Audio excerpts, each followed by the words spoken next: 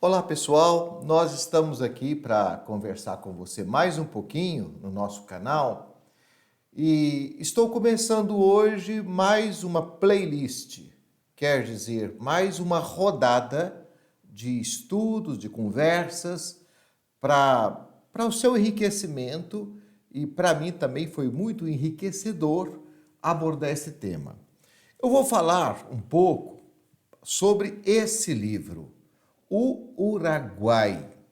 Por que o Uruguai? Nós vamos explicar isso. Esse livro foi escrito por um mineiro da cidade de Tiradentes, Basílio da Gama, em 1769. E por que eu cheguei a esse livro? Bom, você sabe que aqui no nosso canal eu falei muito sobre Virgílio, falei muito sobre também a Odisseia e sobre a Ilíada, ainda que não comentando a obra, mas eu falei sobre os temas desses clássicos. Vamos dizer assim, são livros que falam praticamente da origem de um povo, né? A Odisseia e a Ilíada, ou se você quer entender a mitologia grega, o pensamento grego, a cultura grega, necessariamente você tem que conhecer a Ilíada e a Odisseia. Se você quiser conhecer a cultura indiana, a Índia, a religião, o universo, a cosmovisão, necessariamente você tem que conhecer algo do Ramayana e do Mahabharata. E se você quer conhecer a origem do povo latino, né, de Roma e do povo latino, você tem que conhecer o pensamento de Virgílio. E aí eu fiquei questionando o seguinte: bom, e será que nós temos algum autor que fala sobre a origem do nosso povo, da nossa história, uma espécie de odisseia latino-americana? E aí, então, é que cheguei, né, nesse autor e nesse livrinho, que não subestimem, apesar de pequeno, é um livro raçudo. É um livro que exige muito da gente. Exige por quê? Porque trata de temas que a história do Brasil desconheceu. Fala da guerra entre portugueses e espanhóis contra as missões jesuíticas no sul do Brasil, no atual Paraguai, Argentina, parte do Paraná e Santa Catarina, e principalmente o Rio Grande do Sul. Então ali havia um povo imenso, povo Guarani. E esse povo começou a receber, no início do Brasil, né, da história do Brasil, os missionários jesuítas. E os missionários jesuítas organizou esse povo e criou ali o seu sistema, o seu jeito de administração, cultura e etc.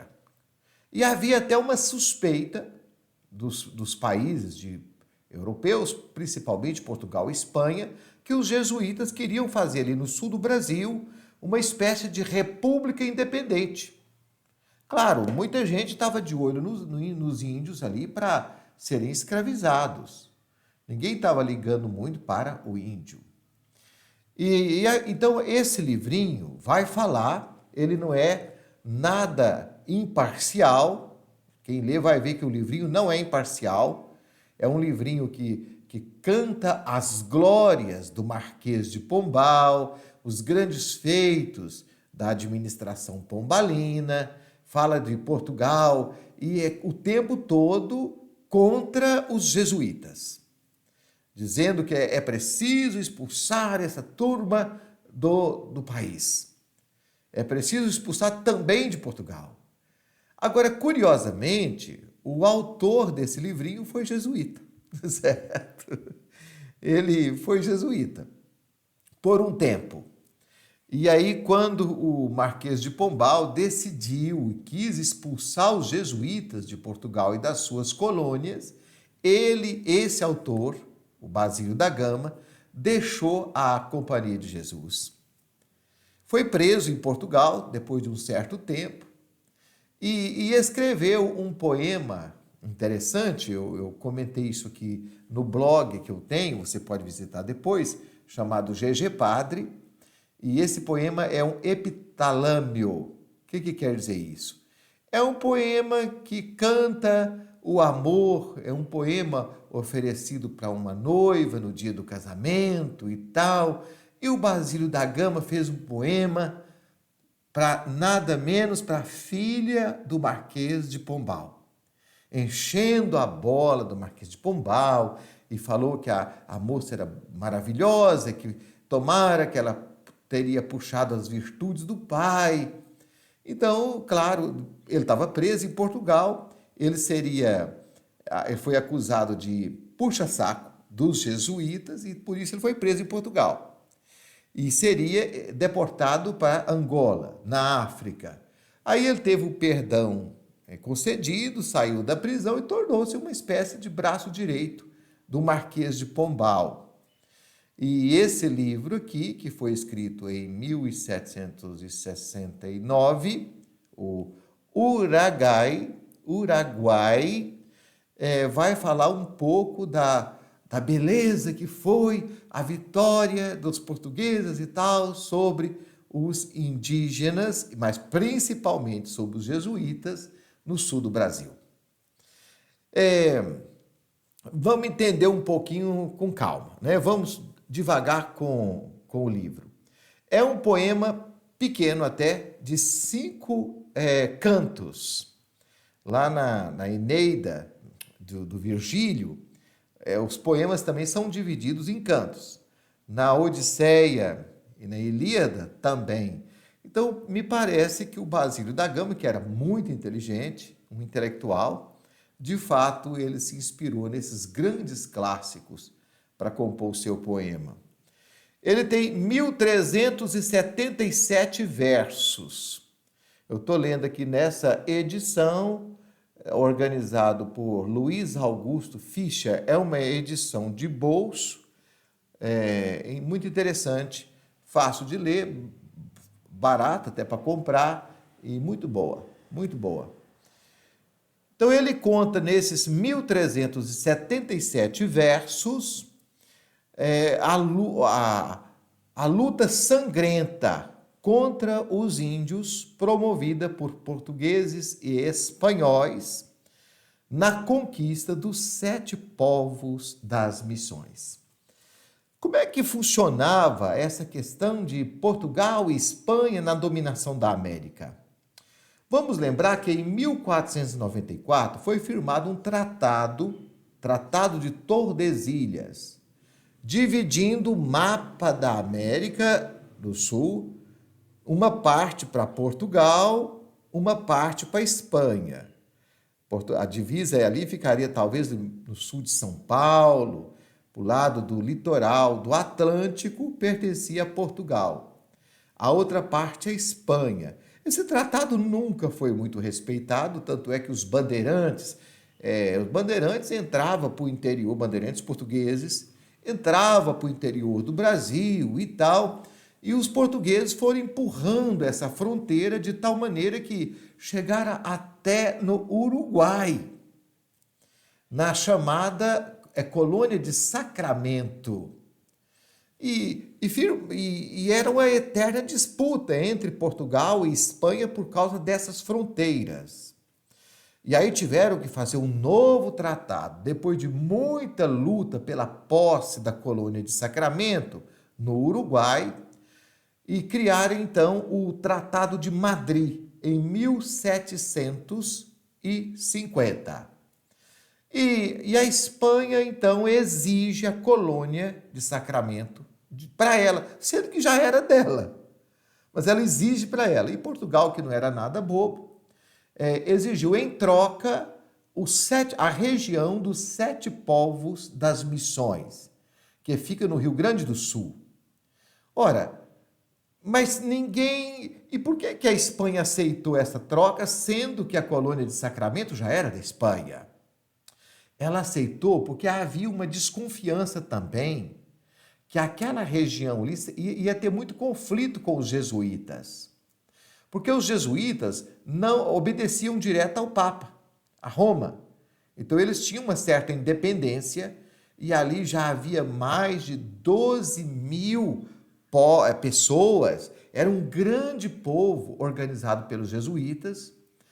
E como é que vai tirar esse povo todo de uma hora para outra? Então esse povo que pertencia à Espanha, Portugal exige de volta, mas eles não consideram os habitantes do local. É fácil chegar ali e falar assim, a partir de hoje você sai daqui, eu te dou 30 dias para você sair daqui. Numa cidade grande já, organizada, com igrejas, catedrais, pequenas indústrias, toda uma agricultura, não é tão simples assim remover esse povo todo de uma hora para outra.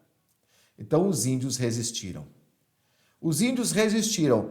O exército português e espanhol que se juntou para expulsar os indígenas da região dos 7 povos das Missões, que hoje fica no Rio Grande do Sul. O resultado disso foi um grande massacre dos povos indígenas.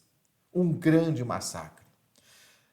Mas essa história nós vamos contar aos poucos, aqui ao longo dessa nossa playlist. Eu estou estudando o assunto, li o livrinho. O livrinho, esse aqui, ele é em prosa e em verso.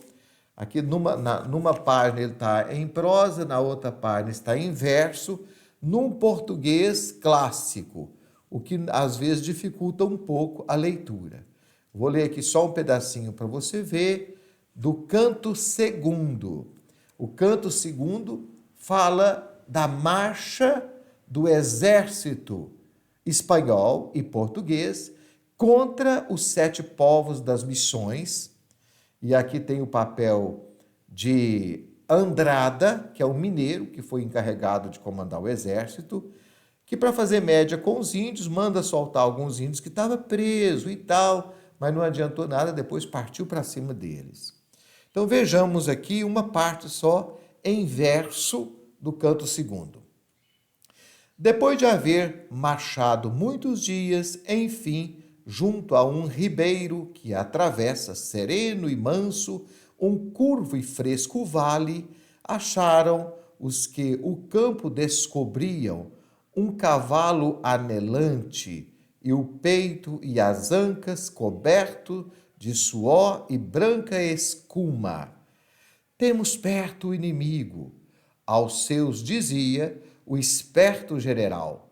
Sei que costumam trazer os índios um volúvel laço, com o qual tomam no espaço campo os cavalos que encontram, e rendidos aqui e ali, com o continuado galopear, a quem primeiro o segue, deixa os seus, que no entanto restauram. É o jeito de falar, quer dizer, eles viram um cavalo solto e pensaram, os índios estão por aqui, porque eles costumam soltar os cavalos mais cansados e pegar os cavalos mais descansados, até que aquele lhe descansa e alguém que vem atrás possa também pegar aquele cavalo. É um texto muito bonito, muito bem arquitetado, e nós vamos falar então aos poucos sobre esse texto, o Uruguai, por causa do rio Uruguai, que naquele tempo era chamado de o Uraguai, tá certo? É um clássico que conta a história uma parte da história do Brasil que muito provavelmente você não estudou na escola, ou eu mesmo não estudei, quando eu fui estudante de ensino fundamental e médio, né? Não estudei. E nós vamos estar comentando aqui no nosso canal, espero que ajude você e que você goste. Peço também que você deixe aí o seu comentário, porque ele é importante, se você ainda não é inscrito no nosso canal, também fazer a sua inscrição, porque isso ajuda na nossa divulgação, tá ok? Um grande abraço para você.